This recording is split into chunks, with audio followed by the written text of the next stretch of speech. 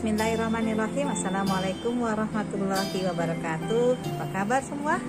Jumpa lagi dengan saya Bidan Emilia. Untuk video kali ini saya ingin memberikan sharing tentang kapan waktu yang terbaik untuk bayi dilakukan pemijatan dan berapa kali sih sebaiknya bayi itu dipijat. Nah, ini adalah pertanyaan dari para orang tua kepada saya. Oke ya, disimak videonya hingga selesai supaya bisa memahami dan terjawab pertanyaan-pertanyaan yang ada selama ini. Bunda, untuk melakukan pijat bayi itu kita harus benar-benar bisa memahami tanda-tanda atau cues yang diisyaratkan oleh bayi kepada orang tuanya. Cuesnya apa? Cues itu nanti kita akan bisa membedakan dua perbedaan. Cues itu adalah tanda atau isyarat yang disampaikan oleh bayi kepada orang tuanya. Kita bisa memahami dari cues atau tanda yang disampaikan oleh bayi itu. Apakah bayi kita itu menerima atau menolak ketika dia ingin dilakukan pemijatan. Nah, cues yang harus kita perhatikan biasanya dimunculkan oleh bayi itu ada 3 cara. Yang pertama, dia akan menyampaikan isyaratnya dari eye contact atau tatapan matanya beserta ekspresi dari wajahnya. Nah, kita akan memperhatikan perubahan-perubahan atau yang disampaikan oleh bayi kepada kita sebagai orang tua. Lalu yang kedua, dia akan menyampaikan tanda dia menerima atau menolak itu dari suaranya dia. Menangis atau ekspresi-ekspresi lainnya. Dan yang ketiga, dia akan menyatakan menolak atau menerima dari body language atau gerakan dari tubuhnya dia. Nah, nanti di sini saya akan jelaskan ketiga tanda-tanda tersebut yang harus kita pahami sebagai orang tua. Apakah tanda yang disampaikan itu bayi kita itu menerima atau menolak? Kita mulai dari yang pertama, yaitu dari kontak mata atau ekspresi wajahnya, ya. Nah, dari kontak mata ini kita akan melihat apakah bayi kita itu menerima atau menolak. Nah, kalau dia menerima, dia matanya akan terbuka lebar dan cerah, ya. Matanya itu akan terlihat oleh kita cerah. Seperti halnya dia bangun tidur, dia selesai mandi, ya. Pokoknya kok enak dilihat kedua kelopak matanya. Lalu dia berpaling, ya. Kemudian melihat, ketika dia berpaling, kemudian dia akan melihat kembali ke arah orang tuanya dengan tersenyum. Itu seringkali kita akan lihat.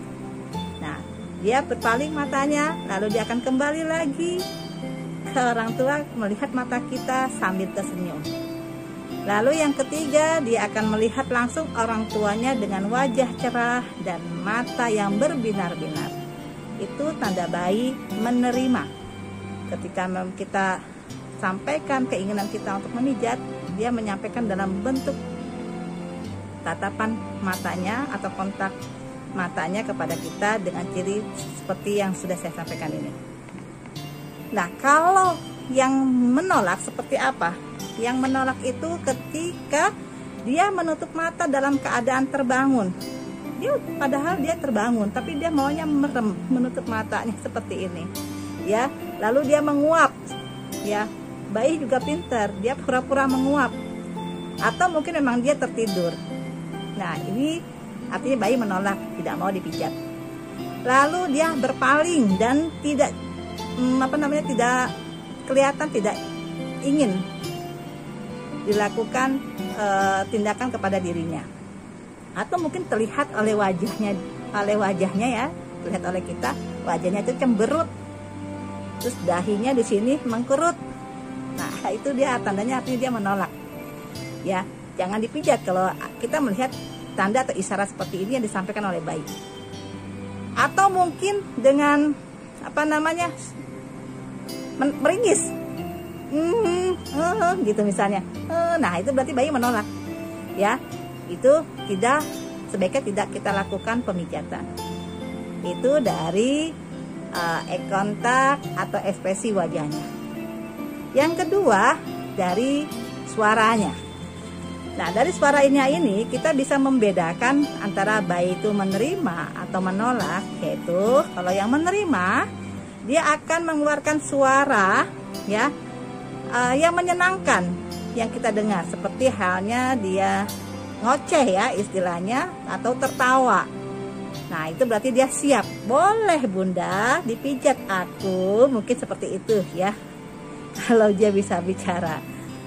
Lalu kalau yang dia menolak, itu bayi cegukan ya, cegukan atau mungkin meludah ya, ngeces, rewel, atau bahkan menangis. Nah kalau kita mau mijat bayi dalam kondisi seperti ini, sebaiknya jangan dilakukan pemijatan dulu ya, karena bayi tidak siap untuk dilakukan pemijatan saat itu. Itu dari suara ya. Lalu yang ketiga itu dari gerak tubuh atau bahasa isyarat tubuhnya, body language-nya dia.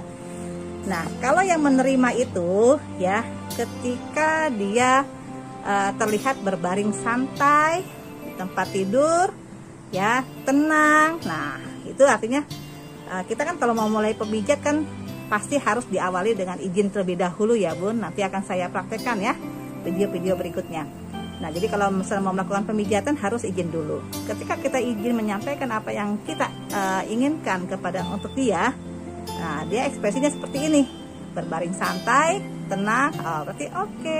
Berarti gerak tubuhnya menyampaikan bahwa dia menerima. Atau kita akan melihat juga gerakan halus dari lengan dan kakinya. Dia gerak-gerak sedikit tangannya atau kakinya. Nah itu juga dia merespon bahwa dia siap untuk dipijat. Lalu mungkin dia mau menjangkau orang tuanya dengan berusaha untuk meraih orang tuanya gitu ya, dengan cara dia mungkin melihat wajahnya untuk menyampaikan wajahnya, ditataplah kedua mata orang tuanya, atau mungkin dengan dia menyampaikan dalam bentuk senyuman kepada orang tuanya, berarti dia oke, dia siap dipijat bunda. Lalu yang keempat, reaksi tubuhnya terbuka. Jadi dia artinya dia tidak ada lekukan atau gerakan tubuh yang seolah-olah dia tidak ingin dipegang. Jadi gerakan tubuhnya terbuka. Nah ini tanda-tanda dari gerakan tubuhnya yang menandakan, memberikan isyarat bahwa dia siap untuk dipijat. Lalu kalau misalnya yang tidak siap atau dia tidak menolak untuk dipijat seperti apa? Ya, seperti dia mencoba untuk merangkak. Ketika kita izin, adek sayang, bunda mau pijat ya, izin sebentar, dipijat dari mulai kaki hingga ke seluruh tubuhnya. Lalu dia ekspresinya dia merangkak, ya, berusaha untuk jalan atau dia berguling, ya, berusaha untuk pergi. Nah ini dia mengisyaratkan, memberikan tanda, saya nggak mau bunda, saya nggak mau dipijat saat ini, ya. Jadi jangan dipaksa, sini, diam dulu di sini, bunda mau pijat dulu. Sebaiknya tidak lakukan hal itu. Lalu dia memberikan gerakan mendorong atau menendang-nendang. Kita kan dekat begini pada saat izin. Lalu dia menendang dada kita, dorong, lalu mengguling, berguling-guling. Nah itu juga sama. Sampai dia menendang, itu berarti dia menolak. Atau mungkin dia menarik diri dari orang tuanya, mendorong atau menendang tangan orang tuanya. Ketika kita kedekatan begini, nggak boleh. Tangan langsung ditarik begini, tangan orang tuanya ditendang atau disingkirkan. Itu juga berarti dia menolak. Nah atau mungkin gerakan tubuhnya, kalau tadi kan membuka ya, dia pasrah gitulah, terkesan pasrah, siap. Nah kalau yang menolak dia nggak mau, ya, nggak mau. Semua sebab tangannya, telapak tangan begini, terus dia begini, nggak mau pokoknya. Nah itu kelihatan bahwa dia menolak, tidak mau dipijat pada saat itu. Sebenarnya bayi itu paham ya apa yang ingin disampaikan oleh orang tuanya. Asalkan kita memberikan komunikasi yang baik, yang benar, yang pas kepada anak kita, sehingga dia bisa menerima apa yang kita inginkan. Perlahan memang harus diperkenalkan sedikit demi sedikit. Oke, mungkin itu saja. Oh ya, satu lagi saya lupa mengenai waktu ya, waktu untuk dilakukan pemijatan. Tadi sudah waktunya, tapi kalau untuk berapa kali sih pemijatan itu dilakukan oleh orang tua kepada anak? Sebenarnya kalau dikatakan berapa kali itu tidak ada batasan ya Bun. Berapa kali pun atau berapapun banyaknya Bunda dalam sehari melakukan pijatan itu tidak masalah. Ya mungkin, tapi kan kita bisa batasi lah, tidak setiap saat kita melakukan pemijatan. Selain dari kondisi tubuh bayi yang tadi kita bisa mengetahui apakah dia menerima atau menolak, kita pun juga bisa melihat ketersediaan waktu dari kitanya. Ya, jadi yang sebaiknya itu bayi dipijat adalah dilakukan secara rutin setiap hari. Setiap hari dilakukan oleh orang tuanya sendiri. Seperti manfaat pijat bayi yang pernah saya sampaikan di video sebelumnya. Jadi pijat bayi yang terbaik adalah dilakukan oleh orang tuanya sendiri setiap hari secara rutin. Asalkan orang tuanya memang sudah mampu mengetahui cara teknik memijat bayi itu dengan benar, ya. Nah, waktunya kapan? Sebelum mandi atau sudah mandi? Itu nggak ada batasan waktu. Kita nggak tahu kapan bayi itu merespon untuk menerima dan menolak. Bisakah kita diwaktukan dalam bentuk jam-jaman? Tidak bisa. Yang tahu kapan bayi itu menerima dan menolak untuk melakukan pijatan itu adalah orang tuanya sendiri. Selagi kita masih ada waktu, kita bisa melakukan kedekatan hubungan antara ibu dengan bayinya dengan cara memijat bayinya. Nah, lakukan itu dengan sebaik mungkin. Jadi itu ya. Jadi untuk waktunya kita udah tahu ya. Kita akan lihat apakah bayi menerima atau menolak. Jadi kita melihat tanda-tanda atau cues yang disampaikan oleh bayi kepada diri kita sebagai orang tua. Dan berapa kalinya? Itu pun disesuaikan dengan kebutuhan kita ya. Yang penting rutin dilakukan setiap hari. Oke ya, udah.